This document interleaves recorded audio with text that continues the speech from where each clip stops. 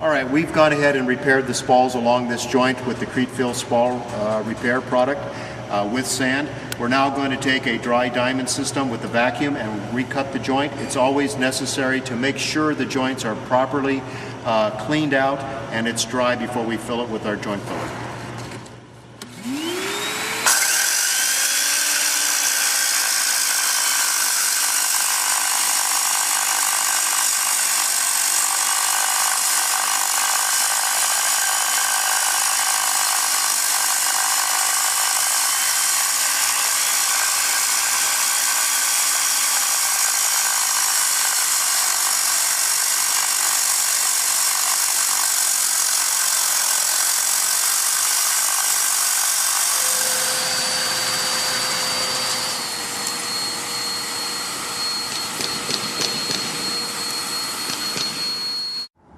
Many times out on a job site, you'll have a joint that is very, very deep, and the specifications don't call for the material, the joint filler, to be installed that deep. So in that case, we use a flexible backer rod. This backer rod is pushed down in the joint. It maintains the proper depth and also makes it much easier to fill that joint. We've gone ahead and made ourselves a backer rod installation tool. It has an adjustable wheel here that can go all the way from 2 inches back up to ½ inch. So it's an adjustable wheel. These 4 wheels roll on the top. I'm going to show you how simple that is to install the backer rod. You just simply roll this back and forth. I'm going to go ahead and purge out a little bit of material, make sure it's on ratio. Turn that off. Back over here to our joint. Started right here. I'm going to show you a double pass method. That's where we start filling, and we have not controlled the depth. So I'm going to go ahead and fill fast one run of the material, and that's going to seal off the bottom of the joint and help make a uniform depth. Then I'm going to come back and finish it. So I've gone ahead and shot that. Come back. This is double pass method. Works very, very good on helping to control the amount of overfill.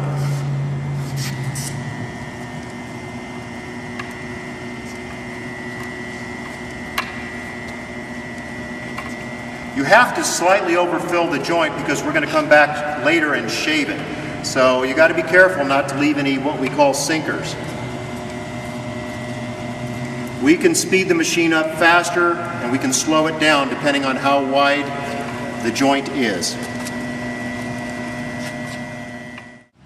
All right, now we're going to show the final process. We've filled our joints, we're ready to shave it. Here's a nice tool that we manufacture. It makes it easy for the man to stand upright and shave the joint fill.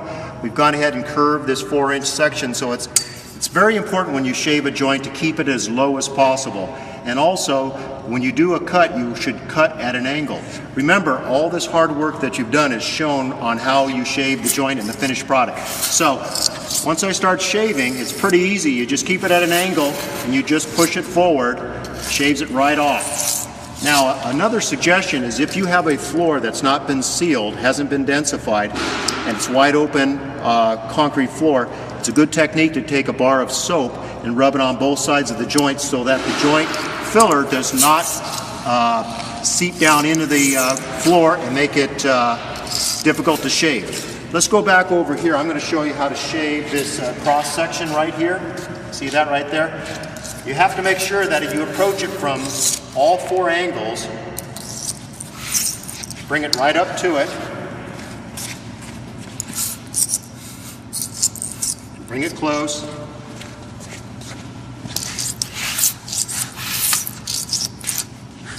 Bring it close just like this. And then in order to make a nice clean cut, you come at it from an angle.